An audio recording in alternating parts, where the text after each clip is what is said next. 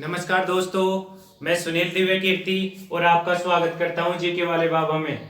चलो दोस्तों, हम पढ़ रहे थे मूल अधिकार और मूल अधिकार में पढ़ लिया था हमने अनुच्छेद 15 तक पढ़ लिया था। दोस्तों आज पढ़ेंगे अनुच्छेद 16 से आगे, यानी समानता का अधिकार चल रहा था दोस्तों, और समानता के अधिकार में दो अनुच्छेद पढ़ लिए थे। समानता का अधिकार स्टार्ट होता है दोस्तों 14 से स्टार्ट होता है और 19 तक 18 तक चलता है दोस्तों। अब इसमें दो अनुच्छेद पढ़ लिए थे, 14 और 15 हमने पढ़ लिया था। और आज पढ़ेंगे दोस्तों हम कौन सा अनुच्छेद, आज पढ़ेंगे अनुच्छेद 15 के बाद में 16 से पढ़ेंगे और 18 तक पढ़ेंगे, यानी 16, 17, 18 तीन अनुच्छेद पढ़ लिए। सबसे पहले दोस्तों हम थोड़ा सा पीछे का रिवीजन करते हैं। मूल अधिकार कौन से भाग में दोस्तों, मूल अधिकार भाग 3 में है। अब भाग 3 को क्या बोलते हैं दोस्तों, भाग 3 को बोलते हैं मैग्ना कार्टा। अब बताओ दोस्तों मैग्ना कार्टा क्यों बोलते हैं। मैग्ना कार्टा इसलिए बोलते हैं कि 1215 के अंदर ब्रिटेन के राजा सम्राट जॉन थे, उन्होंने एक अपने हस्ताक्षर सहित एक पत्र दिया था उस समय जनता को। उस समय अपने अधिकारों के उनके अधिकारों के लिए एक पत्र दिया था, उसका नाम क्या था दोस्तों, मैग्ना कार्टा था। इसलिए हम क्या बोलते हैं दोस्तों, उस समय से लेकर आज तक अधिकारों को हम क्या बोलते हैं दोस्तों, मैग्ना कार्टा कहते हैं। अब आ जाओ दोस्तों हमारे संविधान की बात। हमारे संविधान में दोस्तों एक समिति थी, परामर्श समिति। परामर्श समिति के अध्यक्ष थे दोस्तों सरदार वल्लभ भाई पटेल थे, और उस समिति की दो उप समिति दोस्तों। उप समिति थी कौन कौन सी, एक तो उप समिति मूल अधिकार उप समिति, जबकि एक दूसरी समिति थी दोस्तों कौन सी, अल्पसंख्यक उप समिति थी। दोनों के अलग अलग अध्यक्ष थे। मूल अधिकार उप समिति के अध्यक्ष थे दोस्तों कौन से, जे.बी. कृपलानी थे, जे.बी. कृपलानी थे दोस्तों। अब मूल अधिकार उप समिति की सिफारिश के आधार पर क्या हमारे संविधान में जोड़े गए, ये भी पढ़ लिया था। अब उसके बाद में आ जाओ दोस्तों, हमारे संविधान में जुड़ गए, कहां से जुड़े दोस्तों, अनुच्छेद 12 से लेकर 35 तक जुड़े। अनुच्छेद 12 हमने पढ़ लिया था, अनुच्छेद 13 भी पढ़ लिया था। तो सबसे पहले तो हम 12 देखते हैं, 12 में क्या था दोस्तों। अनुच्छेद 12 में था विधि की, सॉरी दोस्तों, राज्य की परिभाषा थी। अनुच्छेद 12 में क्या था दोस्तों, राज्य की परिभाषा थी। और अनुच्छेद 13 में दोस्तों क्या थी, अनुच्छेद 13 में कानून की परिभाषा थी, यानी दोस्तों विधि की परिभाषा थी अनुच्छेद 13 में। अनुच्छेद 13 के 4 क्लोज थे दोस्तों, 4 भागों में बांटा गया। एक तो उसमें थी संविधान लागू होने से पहले की कोई कानून हो, एक संविधान लागू होने के बाद में कोई कानून हो, एक था उसमें न्यायिक पुनरावलोकन की बात करता है दोस्तों, और एक उसमें न्यायिक समीक्षा की बात करता है। ये दोस्तों उसके 4 क्लॉज थे। अब आ जाओ दोस्तों, हमने अनुच्छेद 14 पढ़ा था। अनुच्छेद 14 से क्या दोस्तों, समानता का अधिकार स्टार्ट हो जाता है। समानता का अधिकार स्टार्ट हो जाता है, अनुच्छेद 14 से लेकर 18 तक चलता है दोस्तों। तो समानता के अधिकार में 14 और 15 ये दोनों अनुच्छेदों को हमने पढ़ लिया था।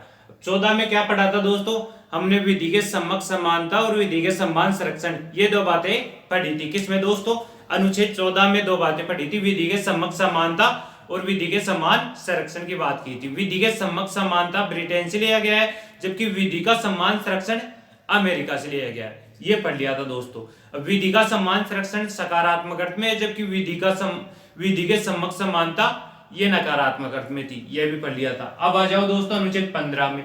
अनुच्छेद 15 का दोस्तों सामाजिक समानता की बात करता था। अब सामाजिक समानता किस प्रकार मिली, ये हमने अनुच्छेद 15 के 6 भागों में बांटा था, और ये सभी मैं आपको बता दिया था। अब पढ़ते हैं दोस्तों अनुच्छेद 16। चलो दोस्तों समय को खराब न करते हुए 2 से 3 मिनट में आपका पीछे का रिवीजन हुआ, और अब पढ़ते हैं हम आगे की क्लास। ये सब तो हमने पीछे की क्लास में पढ़ चुके। तो जो भी दोस्त पीछे क्लास में ये सब नहीं पढ़ा, वो आप पीछे क्लास में जाकर ये पढ़ सकते हो। अब पढ़ते हैं दोस्तों हम अनुच्छेद 16। अनुच्छेद 16 में क्या बताया गया दोस्तों, अनुच्छेद 16 में बताया गया कि लोक नियोजन के विषय में अवसर की समानता। ये लोक नियोजन के विषय में, लोक नियोजन के विषय में अवसर की समानता दोस्तों, अवसर की समानता ये है दोस्तों। किसमें है दोस्तों, अनुच्छेद 14 में। अब आप बोलोगे सर जी हमको तो समझ में नहीं आया लोक नियोजन के विषय में अवसर क्या होता है, समानता किस प्रकार मिलेगी। देखो दोस्तों, लोक नियोजन के विषय में बोले तो सरकारी नौकरियों में यानी राज्य के अधीन जो भी पद है ना, हम उसको लोक नियोजन यानी लोक कल्याण के रूप में बोल सकते हैं। यानी लोगों की सेवा के रूप में जो भी विषय में यानी जो भी कानून के रूप में, कानून के नीचे लोक नियोजन के विषय में सभी को अवसर की समानता मिलेगी। ये बात कौन करता है दोस्तों? अनुच्छेद 16 करता है। अब देखते हैं दोस्तों, अनुच्छेद 16 को 6 भागों में बांटा गया है, यानी 6 छोटे छोटे क्लॉज है इसके। अब 6 छोटे छोटे भागों में बांटा गया है। अब देखते हैं दोस्तों किस प्रकार हमको सरकारी नौकरियों में अवसर की समानता मिल पाती है क्या नहीं मिल पाती है। चलो दोस्तों आ जाओ मेरे साथ। अब पढ़ते हैं दोस्तों 16(1) में क्या बताया गया है। 16 में लिखा गया है दोस्तों, लोक नियोजन के विषय में समानता। अब देखते हैं मेरे प्यारे दोस्तों 16(1) में क्या बताया गया है। 16(1) में बताया गया है दोस्तों कि सरकार के अधीन या बोले राज्य के अधीन, राज्य के अधीन, राज्य के अधीन रोजगार, रोजगार और किसमें दोस्तों? और नियुक्ति के अंदर, रोजगार और नियुक्ति के अंदर दोस्तों किसकी? अवसर की समानता। ये बात बताएगी ये दोस्तों किसमें दोस्तों? अनुच्छेद 16 में बताएगी ये दोस्तों। क्या बताएगी ये दोस्तों? अनुच्छेद 16 में बताया गया है कि दोस्तों रोजगार, बोले राज्य के अधीन रोजगार और अवसर की समानता, रोजगार में और नियुक्ति के अंदर क्या मिलेगा दोस्तों? अवसर की समानता मिलेगी। किस प्रकार समानता मिलेगी दोस्तों? यानी इसमें बताया गया है कि रोजगार में जो राज्य के अंतर्गत सरकारी नौकरी है ना, उसके अंदर हर व्यक्ति को रोजगार मिलने का अवसर होना चाहिए। ऐसे नहीं कि आपको जाति के आधार पर, मूल वंश के आधार पर, निवास के आधार पर, किसी भी आधार पर आपके साथ भेदभाव कोई नहीं कर सकता दोस्तों। सभी को आपको अधिकार मिलेगा, अवसर मिलेगा। आप उसमें लगते हो या नहीं लगते हो दोस्तों, ये बाद की बात है। जबकि आपको अवसर, पहले आपको अवसर तो मिलेगा।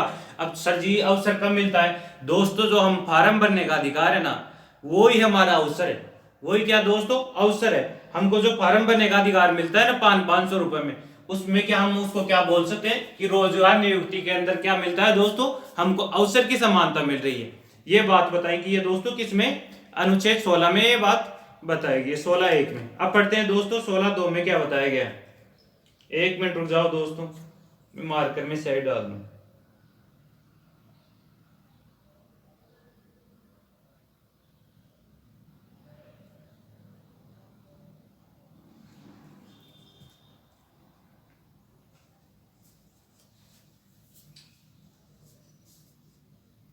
दोस्तों मैं आपसे थोड़ी सी उम्मीद करता हूं, क्या दोस्तों? थोड़ी सी उम्मीद करता हूं कि हमारा चैनल नहीं है, इसको सब्सक्राइब करें, लाइक करें दोस्तों, कमेंट भी करें और हमको बताएं कि इसमें किस प्रकार में हमारे चैनल को और सुधार करना है, किस प्रकार और भी अच्छी तरीके से बनाना है।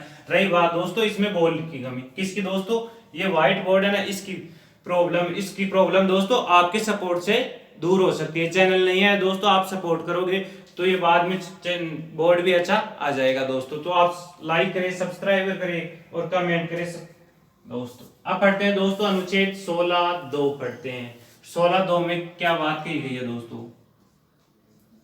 ये देख लो 16(2), आ जाओ दोस्तों। 16(2) में बताया गया कि दोस्तों की नागरिकों के साथ, किसके साथ दोस्तों? नागरिकों के साथ,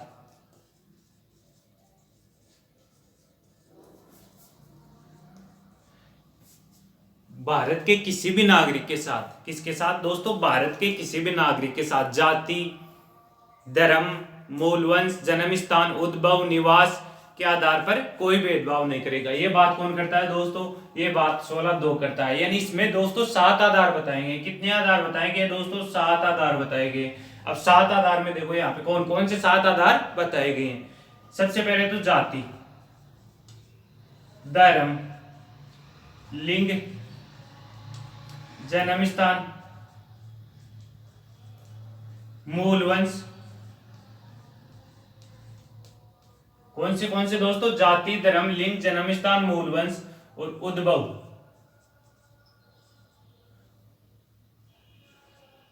उद्भव कितने हो गए दोस्तों? 1 2 3 4 5 6 और एक कौन सा बच गया दोस्तों? निवास। इन निवास के आधार पर राज्य किसी भी किसी के साथ कोई भेदभाव नहीं करेगा। ये बात किसमें कही गई है दोस्तों? ये बात कही गई है कि जाति, धर्म, लिंग, जन्म स्थान के आधार पर राज्य किसी के साथ सरकारी नौकरियों में बोले तो अवसर की समानता रखेगा। ऐसे नहीं कि आपको अवसर नहीं मिलेगा, बोले फॉर्म नहीं भर सकते, आप इस जाति के हो, इस धर्म के हो, इस लिंग के हो, यहाँ पे आपका निवास स्थान है या फिर आपका उद्भव वहां पे हुआ था, जन्म यहाँ पे हुआ था, यानी ये कोई भी आधार नहीं होगा। सभी को इन आधार के, केवल इन आधार पर कोई भेदभाव नहीं कर सकता। बोले तो राज्य सरकारी नौकरियों के अंदर जाति, धर्म, लिंग, जन्म स्थान, मूल वंश, उद्भव और निवास के आधार पर दोस्तों कोई भेदभाव नहीं कर सकता। आपको सभी को फॉर्म भरने की अनुमति है। बाद में लगे या न लगे वो तो दोस्तों आपकी मर्जी, सरकारी नौकरी आपके लगे या न लगे वो तो आपकी किस्मत दोस्तों, आपकी मेहनत। जबकि राज्य आपको अवसर समान प्राप्त करेगा। दोस्तों ये आपको समझ में आया होगा। यानी अनुच्छेद 16(2) में कितने आधार बता रखे दोस्तों? अनुच्छेद 16(2) में 7 आधार बता रखे और आपको समझ में आया भी होगा, मैं बताया हूं, क्योंकि अनुच्छेद 15 में दोस्तों 5 आधार थे। कितने थे? 5। यहाँ पे 2 और जोड़ दिए। कौन कौन से? उद्भव और निवास। बाकी अनुच्छेद 15 वाले हैं। अब अनुच्छेद 16 में क्या 7 आधार बता दिए। अब देखते हैं अनुच्छेद 16(3) में क्या बोलता है दोस्तों। अनुच्छेद 16(3) में बोलता है दोस्तों कि राज्य किसी भी नागरिक के साथ निवास के आधार पर केवल भेदभाव कर सकते हैं। केवल किसके आधार पर दोस्तों? केवल निवास के आधार पर भेदभाव कर सकता है। सर जी निवास के आधार पर क्यों? हाँ अभी बताते हैं दोस्तों। राज्य निवास के आधार पर, निवास के आधार पर भेदभाव कर सकता है। अब देखते हैं दोस्तों निवास के आधार पर राज्य हमारे साथ किस प्रकार भेदभाव कर सकता है। अब देखो दोस्तों, जिस प्रकार हमारी संसद, ये अधिकार किसको दिया गया है दोस्तों? ये संसद को अधिकार दिया गया है कि संसद कानून बनाकर किसी भी राज्य के साथ, यानी किसी भी राज्य या फिर केंद्र सरकार की नौकरियों में, या तो राज्य सरकार की नौकरियों में या फिर केंद्र सरकार की नौकरियों में या फिर दोनों में निवास के आधार पर भेदभाव कर सकती है। सर जी इसका उदाहरण? हाँ देखो उदाहरण इसमें क्या, जो हमारे पूर्वी राज्य ना, जैसे अरुणाचल प्रदेश, सिक्किम है, वहां के सिक्किम में, अरुणाचल प्रदेश, सिक्किम और भी नागालैंड है, मिजोरम है, मणिपुर है, उन राज्यों में क्या दोस्तों निवास के आधार पर भेदभाव कर सका है। यानी वहां की सरकारी नौकरियों में या केंद्र की सरकारी नौकरियों में उनको ज्यादा आरक्षण है। क्यों है सर जी? उसको आरक्षण है दोस्तों कि वो पूर्वी राज्य है ना, वो क्या हमारे से पिछड़े हुए राज्य हैं, तो उनको भी समाज की मुख्य धारा में जोड़ने के लिए, यानी हमारे साथ उनको भी बराबर खड़ा करने के लिए उनको अलग से आरक्षण दिया गया है। किसके आधार पर दोस्तों? ये आरक्षण निवास के आधार पर दिया गया है। अच्छा जी, आपको समझ में आया होगा दोस्तों निवास के आधार पर किस प्रकार आरक्षण मिलता है और किसको मिला गया। दोस्तों ये पूर्वी राज्यों को आरक्षण है निवास के आधार पर। किसमें दोस्तों? सरकारी नौकरियों में उसको ज्यादा आरक्षण है उनको। अब देखते हैं 16(4) में क्या बताया दोस्तों। ये देख लो दोस्तों 16(4). अब 16(4) में बताया गया दोस्तों कि राज्य बोले तो सरकार, हम पढ़ ले राज्य सामाजिक, क्या दोस्तों? सामाजिक और शैक्षणिक रूप से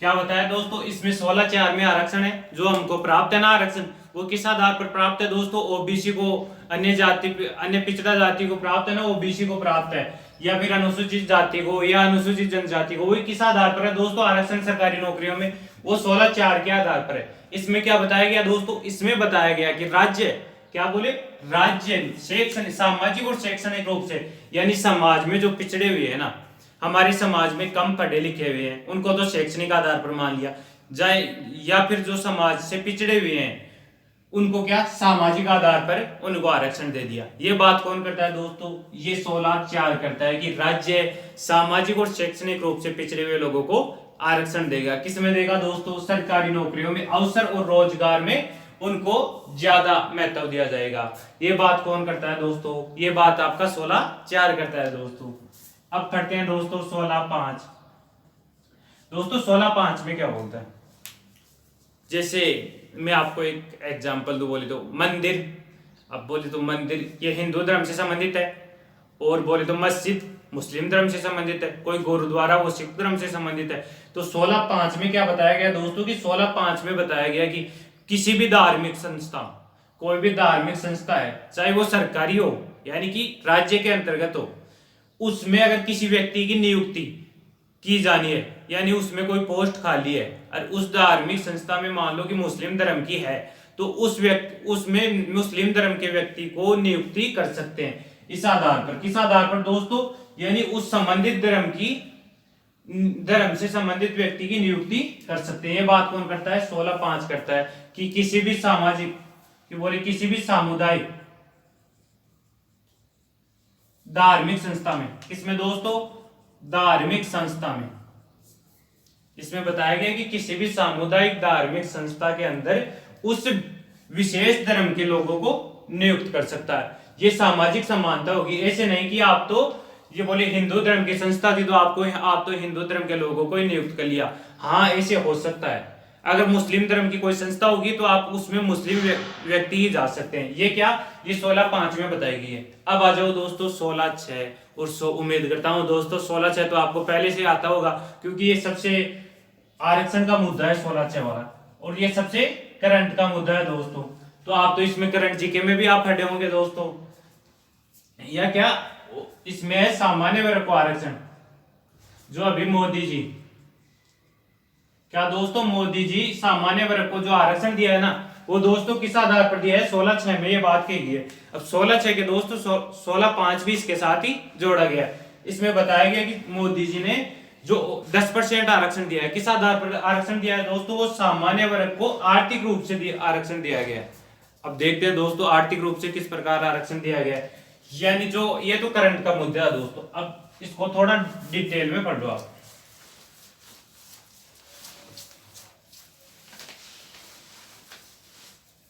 ये लो, ये आपका 16(6) हो गया दोस्तों। 16(6) हो गया। अब इसमें देखो दोस्तों, यानी इसमें 103वें संविधान संशोधन के तहत, किसके संविधान संशोधन के तहत दोस्तों? 103वां संविधान संशोधन हुआ था 2019 में। किसने किया था दोस्तों? नरेंद्र मोदी सरकार ने किया था। नरेंद्र मोदी सरकार ने किया था। अब नरेंद्र मोदी सरकार ने 103वां संविधान संशोधन किया और उसमें क्या दोस्तों? 10% आरक्षण दिया गया था। सर जी 10% आरक्षण किसको दिया गया? देखो बच्चों, वो 10% आरक्षण दिया गया था सामान्य वर्ग के लोगों को, वो आपके लिए नहीं था दोस्तों। वो सामान्य वर्ग के लिए लोगों को आरक्षण था। सामान्य वर्ग के लोगों के किस प्रकार था कि शैक्षणिक और सामाजिक रूप से तो सामान्य वर्ग के लोग पिछड़े हुए नहीं थे। वो किस आधार पर पिछड़े हुए थे? वो थे आर्थिक आधार पर थे। किस आधार पर थे दोस्तों? आर्थिक आधार पर वो पिछड़े हुए थे। तो उनको क्या संविधान में 103वां संविधान संशोधन किया और उसमें लिख दिया, क्या लिखा गया दोस्तों? उसमें लिखा गया है कि सरकारी नौकरियों में, अवसर एवं रोजगार में, क्या दोस्तों? अवसर एवं रोजगार की नियुक्ति के अंतर्गत आर्थिक रूप से सामान्य वर्ग को दोस्तों आर्थिक रूप से आरक्षण दिया जाएगा। वो कौन सा दोस्तों? 10% आरक्षण दिया जाएगा आर्थिक रूप से। ये बात 16(6) में जोड़ दी। अच्छा जी दोस्तों, मैंने 15(5) तक आपको पढ़ाया था और 15(6) नहीं पढ़ाया। उसको क्या बोल दिया था दोस्तों? मैंने बताया था कि 16(6) के साथ पढ़ाऊंगा। अब देखो वो भी 103वें संविधान संशोधन के तहत ही जुड़ा है। अब देखो दोस्तों वो किस प्रकार जुड़ा है। वो भी क्या, उसमें दोस्तों 15(5) में क्या है? उच्च शिक्षण संस्थानों, क्या दोस्तों? 15(5) में उच्च शिक्षण संस्थानों में ओबीसी को या फिर अन्य जाति है ना, अन्य जाति और अन्य अनुसूचित जनजाति, उनको क्या उच्च शिक्षण संस्थानों में आरक्षण था। किसमें था दोस्तों? उच्च शिक्षण संस्थानों में था। किसके तहत था? उस 15(5) में था। 15(5) में आ जाओ। 15(4) में आप फट चुके। 15(4) में क्या था दोस्तों? उस उन्हीं व्यक्तियों को, किनको? एससी को, एसटी को, ओबीसी वर्ग को यानी अन्य पिछड़े वर्ग को निम्न शैक्षणिक संस्थानों में आरक्षण था। वो किस प्रकार था? वो 15(4) में था। 15(5) में उच्च शिक्षण संस्थानों में। आपको अंतर समझ में आया होगा। यानी 15(5) और 15(4) सेम ही बातें करते हैं। 15(5) में उच्च शिक्षण संस्थानों में, जबकि 15(4) में निम्न शिक्षण संस्थानों में। 15(5) में उच्च शिक्षण संस्थान बोले जैसे IIT है, IIM है, इनको किस आधार पर दिया गया दोस्तों? ये 15(5) में आरक्षण दिया गया था। अब 16(6) और जोड़ दिया। 16(6) कब जोड़ा दोस्तों? 2019 में जोड़ा था। किस संविधान संशोधन के तहत दोस्तों? 103वें संविधान संशोधन के तहत 16(6) जोड़ दिया। अब 16(6) में क्या जोड़ दिया? सॉरी दोस्तों 15(6) भी जोड़ दिया। 16(6) तो आपको मैं बता दिया। अब 15(6) में ये बात कह दी कि सामान्य वर्ग को भी, क्या दोस्तों, सामान्य वर्ग को भी उच्च व निम्न शैक्षणिक संस्थानों में आर्थिक आधार पर 10% आरक्षण मिलेगा। यानी अब ये आरक्षण की लड़ाई समाप्त होगी दोस्तों, यानी आरक्षण सभी को दे दिया, अब ये आरक्षण की लड़ाई समाप्त होगी।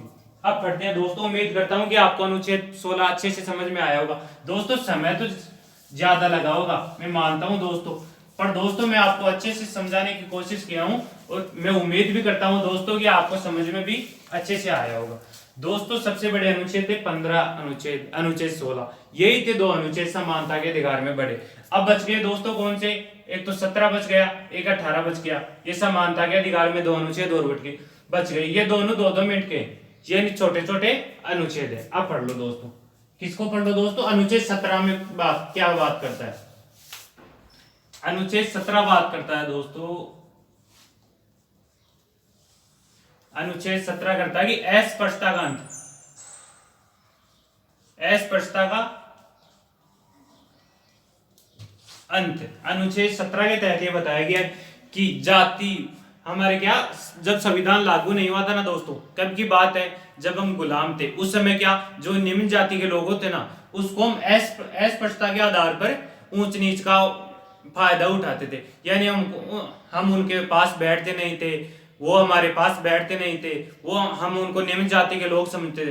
तो उनको समाप्त करने के लिए, यानी भारत के सभी नागरिकों को बराबर रखने के लिए क्या करा गया है दोस्तों, बराबर रखने के लिए ये अनुच्छेद जोड़ा गया है। कौन सा, 17। उसमें बताया गया कि अस्पृश्यता का अंत किया गया। अब दोस्तों अस्पृश्यता का अंत किस प्रकार किया गया, यानी अस्पृश्यता के संबंध में, यानी छुआछूत के संबंध में दोस्तों इसमें बताया गया कि संसद को अधिकार है कानून बनाने का। किसका दोस्तों, कानून बनाने का संसद को अधिकार है। बोले कि छुआछूत के संबंध में कानून बनाने का संसद को अधिकार है, और फिर संसद ने उस अधिकार का फायदा उठाया, और फायदा उठाकर क्या किया दोस्तों, छुआछूत से संबंधित दोस्तों अस्पृश्यता निवारण अधिनियम, अस्पृश्यता निवारण अधिनियम बनाया था दोस्तों, निवारण अधिनियम ये बनाया था दोस्तों संसद ने 1955 में बनाया था। किस आधार पर बनाया था दोस्तों, अनुच्छेद 17 के आधार पर बनाया था। क्या, अस्पृश्यता यानी छुआछूत को खत्म करने के लिए। इसमें संविधान संशोधन किया गया दोस्तों, कब किया दोस्तों, 55 में बनाया, 1965 में इसमें संविधान संशोधन कर दिया पहली बार, फिर 1976 में, लगभग 1976 में इसका नाम चेंज कर दिया गया, और वर्तमान में इसका नाम क्या है दोस्तों, सिविल राइट अधिकार एक्ट है, सिविल राइट एक्ट है दोस्तों, इसका नाम है वर्तमान में सिविल राइट संरक्षण एक्ट है,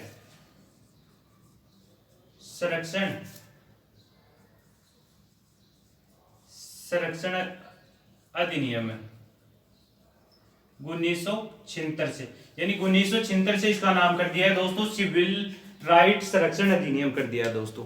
ये क्या दोस्तों, छुआछूत को खत्म करने के लिए ये क्या सरकार के प्रयास थे।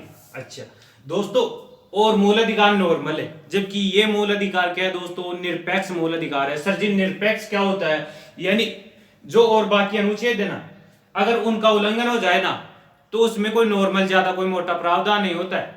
इसमें क्या, अगर आपने इसका उल्लंघन कर दिया, किसी को छुआछूत के आधार पर अयोग्य कर दिया, या भाई आप तो इस जाति के हो, आप में आपके टच नहीं होगा, आप ये नहीं कर सकते छुआछूत के आधार पर, तो दोस्तों इसमें दंड का प्रावधान है। क्या है दोस्तों, दंड का प्रावधान है। जब ये 1955 में लागू हुआ था ना दोस्तों, तो इसमें दंड का प्रावधान था कि 500 रुपए का था जुर्माना और 6 माह की जेल, जबकि इसमें बार बार समय समय पर इसमें परिवर्तन कर दिए, और वर्तमान में इसमें बहुत तगड़े तरीके से प्रावधान हो गया दोस्तों। अब पढ़ते हैं दोस्तों, क्या 17 के अपवाद भी पढ़े, बोले सर 17 के अपवाद भी है क्या, हाँ जी मुन्ना 17 के अपवाद भी हैं। 17 के अपवाद क्या है वो देखो। सबसे पहले तो दोस्तों 17 के अपवाद है कि दोस्तों कि कुछ विशेष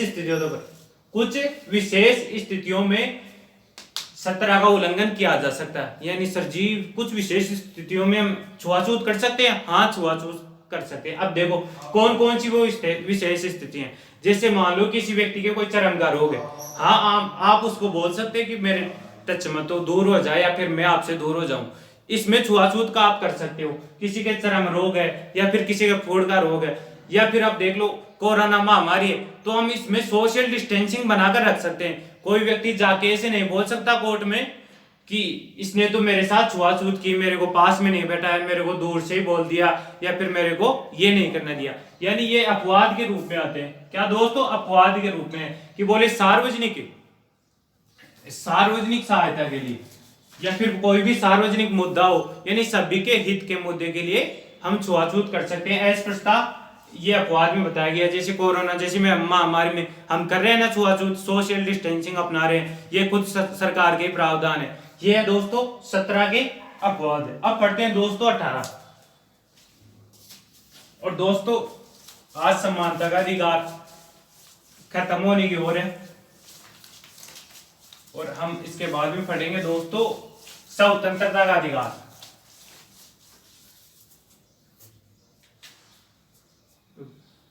अनुच्छेद 18 दोस्तों छोटा सा अनुच्छेद है, ये भी देख लो, फिर समानता का अधिकार कंप्लीट हो जाएगा। अब देख लो दोस्तों अनुच्छेद 18 में क्या बताया गया दोस्तों? उपाधियों का अंत किया गया है। जी उपाधियों का अंत किया गया, किस प्रकार किया गया है? देखो दोस्तों उपाधियों का अंत, जब भारत आजाद नहीं हुआ था ना, उससे पहले तो क्या दोस्तों हम क्या थे? गुलाम थे। गुलामी से पहले ही चल जाओ, उससे पहले क्या? राजा महाराजाओं का अधिकार था। जब राजा महाराजाओं का अधिकार था ना, तब वो राजा महाराजा अपने आप उपाधियां ले लेते थे कि महाराजा धीराज, फलाना जी, ढिकाना जी, वोर, फरजंदगी, बहुत सारी उपाधियां ले लिए करते थे। अब जैसे ही हम गुलाम हो गए, यानी ब्रिटेन वाले अंग्रेजों ने हमारे ऊपर अधिकार कर लिया, यानी उन्होंने हमारे ऊपर अधिकार कर लिया, तो फिर वो हमको उपाधि देने लगे। तो सर इसमें क्या बुराई है वो उपाधि दे रहे ना? वो उपाधि किस प्रकार दे रखे थे? यानी जो उनके हित में काम कर रहा था ना, जो भी राजा महाराजा या जो भी कोई व्यक्ति उनके हित में काम कर रहा था ना, तो क्या उनको सपोर्ट कर रहा था, तो उनको उपाधि दे रहे थे। तो इसलिए क्या, जब भारत संविधान लागू आता तो उनमें एक ये प्रावधान किया गया अनुच्छेद 18 में कि उपाधियों का अंत किया जाए। क्यों किया जाए दोस्तों? अब ये देखो इसमें क्या सामाजिक समानता में भेदभाव